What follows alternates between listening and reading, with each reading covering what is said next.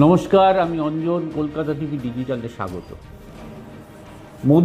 নরেন্দ্র মোদী কলকাতা রাজ্য জুড়ে সভা শুরু করেছেন। আজই তিনি প্রায় 3টে সভা করলেন, আবার 11 তারিখ আসবেন, 3টে জনসভা করবেন। কিন্তু আজকের সভায় কোথাও অন্নপূর্ণার ভাণ্ডার নিয়ে মোদির মুখে কিছু শোনা গেল না। লক্ষ্মী ভাণ্ডার ভার্সেস অন্নপূর্ণা ভাণ্ডার, এই যে বিতর্ক তৃণমূল ভার্সেস বিজেপির, সেই বিতর্কে দেখা গেল যে কার্যত মোদি লক্ষ্মীর ভাণ্ডার নিয়ে যেমনি চুপ থাকলেন, তেমনি বিজেপির প্রতিশ্রুতি মতন 3000 টাকা মাসে মহিলাদের অন্নপূর্ণা ভাণ্ডার, সেটা নিয়েও চুপ থাকলেন। অথচ বিজেপির সর্বত্র পোস্টারে বলুন, প্রচারে বলুন, তাদের সংকল্প পড়তে বলুন, নেতাদের মুখে বলুন, মানে রাজ্য নেতাদের মুখে বলুন, তারা কিন্তু বারবার বলছে যে তারা ক্ষমতায় আসলে 3000 টাকা করে তারা অন্নপূর্ণা ভাণ্ডার দেবেন মহিলাদের জন্য।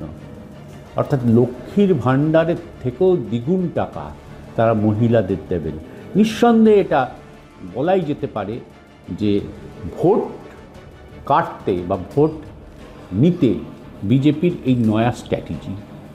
তৃণমূলের প্রতি মহিলাদের যে ভোট 2021-এ লক্ষ্মীর ভাণ্ডারকে কেন্দ্র করে তৈরি হয়েছিল, 2026-এর সেই ভোট ভাঙতে, মহিলা ভোট বিজেপিতে নিয়ে আসার, যে অন্নপূর্ণা ভাণ্ডারের মাধ্যমে মাসে 3000 টাকা দেওয়ার যে কথা, শুভেন্দু থেকে শুরু করে শ্রমিক, সুকান্ত, দিলীপ সবার মুখে মুখে ঘুরে বেড়াচ্ছে, প্রচারে বলছেন, পোস্টারে বলছেন, সংকল্পে পত্রে বলছেন, কিন্তু আশ্চর্যজনকভাবে নরেন্দ্র মোদীর ভাষণে কিন্তু এই অন্নপূর্ণা ভাণ্ডারের কোনো উল্লেখ নেই।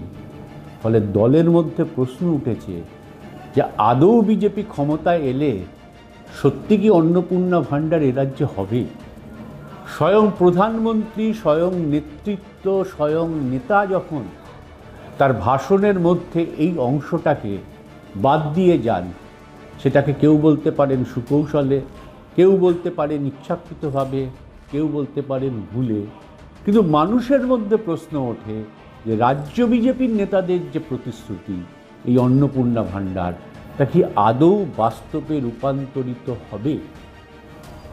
আজকের মোদির সবার পর কিন্তু এটা শুধু মানুষের মধ্যে প্রশ্ন নয়, বিজেপির দলীয় কর্মীদের মধ্যেও প্রশ্ন উঠেছে যে অন্নপূর্ণা ভাণ্ডার নিয়ে যে প্রতিশ্রুতি গোটা রাজ্য জুড়ে বিজেপি নেতারা দিচ্ছে, ক্ষমতা এলে তা কি বাস্তবে রূপ নেবে?